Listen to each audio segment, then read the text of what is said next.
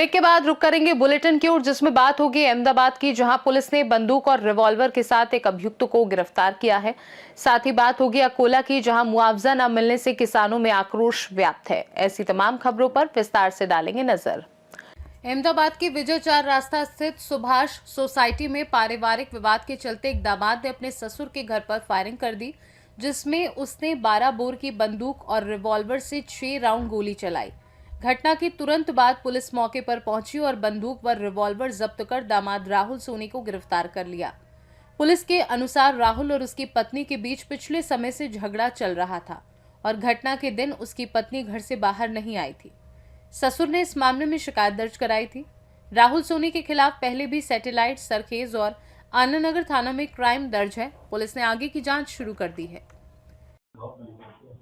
कल दोपहर के टाइम पे अहमदाबाद शहर के गुजरात यूनिवर्सिटी पुलिस स्टेशन विस्तार के सुभाष सोसाइटी में एक फायरिंग की घटना हुई, ऐसा एक कंट्रोल रूम को कॉल मिला था। तहकीकात के दौरान आरोपी राहुल घनश्याम भाई सोनी, उसने अपने ससुराल में जाके घर के सामने 2 राउंड 12 बोर राइफल से फायर किया है।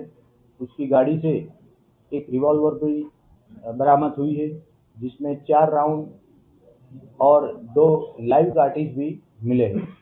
खास करके इसके पीछे मेन रीजन यही सामने आया है कि कुछ पति पत्नी में अनबन थी। उस बारे में ससुर जी ने जमाई को कुछ कह दिया और ये जो एक्यूज है राहुल घनश्याम भाई सोनी, उनको अच्छा नहीं लगा और ससुराल में जाके डराने के लिए उसने हवा में ये 6 राउंड फायरिंग किया हुआ है। अहमदाबाद से सीनू संवाददाता यज्ञेश गोस्वामी की रिपोर्ट। अतिवृष्टि और प्राकृतिक आपदाओं से हुए भारी नुकसान के बावजूद किसानों को अभी तक मुआवजा नहीं मिलने, फसल बीमा राशि अटकी रहने और 7/12 कोरा प्रक्रिया लंबित होने के विरोध में शेतकरी राजा समूह ने 9 दिसंबर को जिलाधिकारी कार्यालय पर भव्य डिंडी निकालकर आंदोलन का ऐलान किया। लगातार हुई बारिश और अतिवृष्टि से सोयाबीन, कपास, उड़द, तूर, मिर्च, मक्का और गन्ना जैसी मुख्य फसलें चौपट हो गई हैं, जिससे किसानों पर गंभीर आर्थिक संकट उत्पन्न हुआ है। शेतकरी राजा समूह के संयोजक रवि सोनवने ने कहा कि किसानों की प्रमुख मांगे 7/12 कोरा तुरंत जारी करना, ओला व अतिवृष्टि का तात्कालिक सर्वे करना, 100% नुकसान का मुआवजा और फसल बीमा राशि का भुगतान करना, 50,000 रुपए तात्कालिक सहायता राशि, बिजली बिल माफी और बकाया कृषि कर्ज रद्द करना है। उन्होंने चेतावनी दी कि यदि 9 दिसंबर तक इन मांगों का समाधान नहीं हुआ तो आंदोलन निर्णायक रूप लेगा और जिले भर के किसान जोरदार प्रदर्शन करेंगे। नमस्कार। श्री शेतकरी राजा ग्रुपच्या वतीने दिनांक 1/12/2025 रोजी लक्झरी बस स्टँड ते जिल्हाधिकाऱ्यालयावरती शेतकरी दिंडी काढण्यात येणार आहे। या दिंडीची वेळ 11:30 वाजता ही दिंडी लक्झरी बस स्टँडवरून प्रस्थान जिल्हाधिकाऱ्यालयावरती होणार आहे। तरी या दिंडीमध्ये जास्तीत जास्त शेतकरी बांधवांनी जात-पात, धर्म व कुठल्याही प्रकारचे राजकारण न करता शेतकरी या नात्याने या दिंडीमध्ये सहभागी व्हावे आणि श्री शेतकरी राजा ग्रुपचा आनंद द्विगुणित करून उत्साह वाढवावा ही नम्र विनंती। धन्यवाद। श्री शेतकरी राजा ग्रुपच्या विविध मागण्या आहेत। 7/12 कोरा करा, 100% पीक विमा द्या, सोयाबीनला 6,000 रुपये हमीभाव जाहीर करा, तापेड केंद्र चालू करा आणि रोजगार हमी योजना ह्या वैयक्तिक शेतकऱ्यांच्या लाभाच्या योजना डायरेक्ट शेतकऱ्याच्या खात्याशी कनेक्ट करा। या मागण्यासाठी ही दिंडी काढण्यात येणार आहे। तरी सर्व शेतकरी बांधवांनी या दिंडीमध्ये सहभागी व्हावे। अकोला से सीनू संवाददाता प्रवीण वाहुरवाग की रिपोर्ट। आजमगढ़ के साइबर क्राइम थाना ने फर्जी पीएम किसान ऐप के जरिए अंतर्राज्यीय साइबर ठगी करने वाले गिरोह के 2 सदस्यों को गिरफ्तार किया। इस कार्यवाही में पुलिस ने 7.77 लाख की ठगी का खुलासा किया। साथ ही 3 मोबाइल और 26,500 रुपए नकद बरामद किए। इसके अलावा ठगी से जुड़े 17.50 लाख बैंक खातों में फ्रीज किए गए हैं। इस मामले में अपर पुलिस अधीक्षक यातायात विवेक त्रिपाठी ने क्या कुछ कहा, आइए आपको सुनाते हैं। खुलासा किया गया है जिसमें पीएम किसान योजना का एक एपीके फाइल बनाकर लोग फ्रॉड कर रहे थे। ये कैसा फ्रॉड है सर? ये किस तरीके से करते थे इसको? एपीके फाइल फ्रॉड उस टाइप का एक फ्रॉड है। इसमें एक लिंक बना करके लोगों के मोबाइल पर भेजा जाता है। उस लिंक में एक वायरस होता है। उस लिंक को क्लिक करने पे वो वायरस आपके फ़ोन में इंस्टॉल हो जाता है और आपके फ़ोन की सारी जानकारी, उसमें पासवर्ड, ओटीपी, उसमें जो फ़ोटो है, उसका वीडियो है, यहाँ तक कि आपकी आवाज़ को भी वो लगातार सुन सकता है और रिकॉर्ड भी कर सकता है। तो ऐसा पीएम किसान योजना के नाम से एक व्यक्ति को एपीके फाइल भेजी गई और उन्होंने क्लिक कर दिया लिंक को, तो वो इंस्टॉल हो गई। उसके बाद उनकी बैंकिंग डिटेल्स ले करके उनके अकाउंट से 7,77,000 रुपये का फ्रॉड कर लिया गया, निकाल लिया गया और विभिन्न खातों में ट्रांसफ़र कर दिए गए। ऐसे 2 व्यक्ति इसमें गिरफ्तार किए गए हैं। इसमें एक का नाम परवेज़ है और एक का नाम अली है। ये लोग फ्रॉड व्यक्तियों के साथ मिल करके संगठित रूप से साइबर क्राइम का अपराध करते थे और विभिन्न खातों में पैसा ट्रांसफ़र करके उसको निकाल लेते थे। इनका जो मेन सरगना है वो गिरिडीह झारखंड में है, उसको भी अरेस्ट करेंगे हम लोग।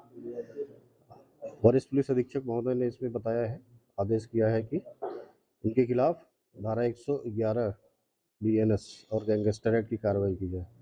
आपको अवगत कराना है कि धारा 111 बीएनएस में संगठित रूप से अपराध करने पर दंड दिए जाने का प्राविधान है, जिसमें साइबर क्राइम भी एक अपराध के रूप में उसमें मेंशन किया गया है। और इनकी जो संपत्ति जो इन्होंने अपराध से अर्जित की है वो धारा 107 बीएनएस के अंतर्गत जब्त की जा सकती है। इसमें हमने जब्तीकरण की कार्रवाई प्रारंभ कर दी। सर ये इनके संगठन में और लोग भी हैं, अभी कुछ ट्रैक हो पाए हैं क्या लोग?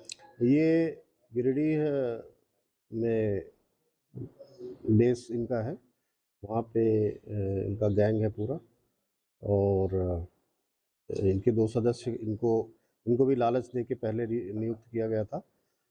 टेलीग्राम पे और इंस्टाग्राम पे इनको ऐड देते हैं कि आप लोग अगर कुछ काम करना चाहते हैं, कोई नौकरी करना चाहते हैं या तुरंत लाभ पाना चाहते हैं तो संपर्क करें। फिर संपर्क करने के बाद फिर इन लोगों को जब प्रॉफिट होने लगा तो ये अपराध में शामिल हो गए।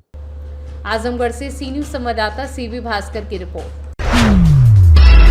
बकानी में मोक्षदा एकादशी के पावन अवसर पर श्री गीता जयंती का भव्य आयोजन गुरुकुल आश्रम परिसर में किया गया, जिसका संचालन परमहंस ब्रह्मलीन श्री 1008 रामेश्वर आश्रम जी महाराज के आशीर्वाद एवं मार्गदर्शन में हिमांशु फाउंडेशन इंदौर, पूर्व छात्र सेवा समिति बकानी और सेवा प्रतिष्ठान संस्थान गुरुकुल बकानी के सहयोग से हुआ।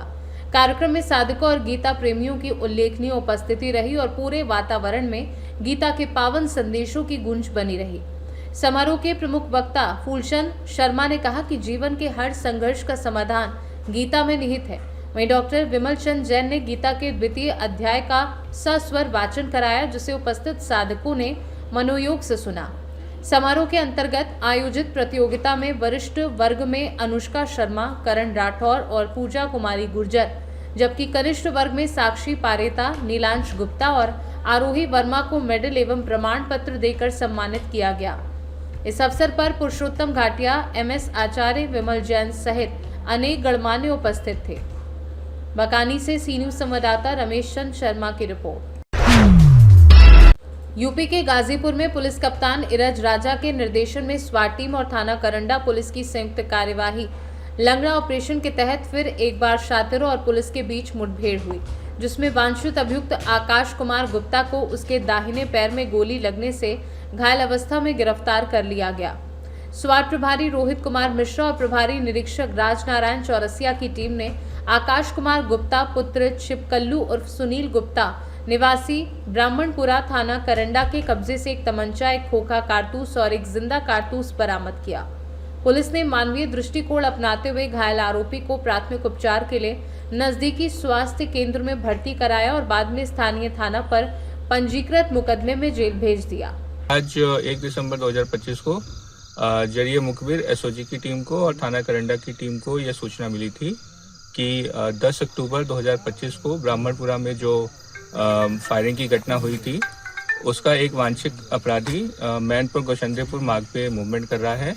इस सूचना पर एसओजी की टीम और चौकी प्रभारी बरसरा की टीम के द्वारा इस क्षेत्र में मूवमेंट किया गया तथा दूसरी तरफ से प्रभारी निरीक्षक करंडा तथा चौकी प्रभारी खिजेपुर के द्वारा मूवमेंट किया गया। दोनों तरफ से जब मूवमेंट किया गया तो जो मैनपुर बंधा है वहाँ पर वो जो संदिग्ध था वो अपने को जब दोनों तरफ से घिरा हुआ पाया तो उसके द्वारा जान से मारने की नीयत से पुलिस टीम के ऊपर फायरिंग की गई, जिसपे पुलिस टीम के द्वारा भी उसके ऊपर आत्मरक्षा फायरिंग की गई, जिससे उस बदमाश के पाँव में गोली लगी है। पूछताछ पे जब मौके पे पूछताछ की गई तो पता चला कि उस बदमाश का नाम आकाश गुप्ता है और ब्राह्मणपुरा का ही रहने वाला है तथा 10 अक्टूबर 2025 को जो ब्राह्मणपुरा में फायरिंग की घटना हुई थी वह उसमें संलिप्त था। घायल बदमाश को उपचार के लिए नजदीकी अस्पताल ले। गाजीपुर से सीनू संवाददाता रामू चौरसिया की रिपोर्ट। झारखंड के जमुआ प्रखंड परिसर के ठीक सामने झारखंड मुक्ति मोर्चा का प्रखंड कार्यालय का उद्घाटन किया गया, जिसमें केंद्रीय समिति सदस्य अजीत कुमार पप्पू, पूर्व विधायक केदार हाजरा और झामुमो के कई वरिष्ठ नेता एवं कार्यकर्ता मौजूद थे। कार्यक्रम में फीता काटकर कार्यालय का उद्घाटन किया गया और झारखंड के दिग्गज नेता स्वर्गीय शिबू सोरेन की तस्वीर पर माल्यार्पण किया गया। जिला एवं प्रखंड के वरिष्ठ नेताओं को गुलदस्ता देकर सम्मानित किया गया। केंद्रीय समिति सदस्य अजीत कुमार पप्पू ने बताया कि कार्यालय लोगों की समस्याओं और सुविधाओं का ध्यान रखेगा और आम जनता अपनी समस्याएं यहां प्रस्तुत कर संबंधित विभाग को समयबद्ध समाधान दिला सकेगी। कार्यालय उद्घाटन में नगर समिति अध्यक्ष रॉकी सिंह, जिला सह सचिव चीना खान, जमुआ प्रखंड अध्यक्ष रंजीत राम सहित सैकड़ों झामुमो नेता और कार्यकर्ता मौजूद रहे। पूर्व विधायक ने बताया कि हमको 85,000 वोट यहाँ पर मिला था, झारखंड मुक्ति मोर्चा को मिला था। उस एक सम्मानजनक वोट हम लोग को यहाँ पर दिया था जनता ने और उसी का वादा को हम लोग पूरा करने के लिए जो हम लोग पर विश्वास किया था, उसी को वादा को पूरा करने के लिए इस कार्यालय का भी हम लोग उद्घाटन किए हैं और यहाँ पर जितनी योजनाएं चल रही है उनकी जानकारी हम लोग इसी कार्यालय के द्वारा देंगे। जो ब्लॉक सामने में है, ब्लॉक में जो जाने के बाद अगर कुछ उल्टा सीधा करके बता के यहाँ भेज दिया जाता है तो ऐसे लोग भी जो यहाँ की जो जनता यहाँ पर ऑफिस में आएंगे और उनको सही रूप से हमारे प्रखंड अध्यक्ष और प्रखंड की जो तमाम टीम है, महिला मोर्चा की जो टीम है, उनको ले जाकर उसकी जो भी योजना संबंधित है, साथ में समस्या है, उसका निदान इसी ऑफिस के द्वारा किया जाएगा। इसीलिए आज इसी ऑफिस का उद्घाटन भी हम लोग किए हैं और साथ में कहना चाह रहे हैं कि आपकी सरकार आपके द्वारा जो योजना चल रही थी, वो योजना भी माने चौथा फेज में भी बहुत सफल पूर्वक रही। इसी को देखते हुए जब हम लोग फील्ड में गए थे तो हम लोग को महसूस हुआ कि कार्यालय भी होना झारखंड मुक्ति मोर्चा का जरूरी है। और किसी भी संगठन चलाने के लिए कार्यकर्ता कार्यालय कोष की आवश्यकता होता है। आज उसी निमित्त हम सबों ने इस कार्यालय का उद्घाटन किया है और झारखंड मुक्ति मोर्चा जमुआ में एक सशक्त संगठन के रूप में काम कर रही है और विगत चुनाव में यहाँ के कार्यकर्ताओं ने जो दमखम के साथ अच्छा प्रदर्शन किया, बेहतरीन प्रदर्शन किया, उसका परिणाम आप सबों ने देखा है।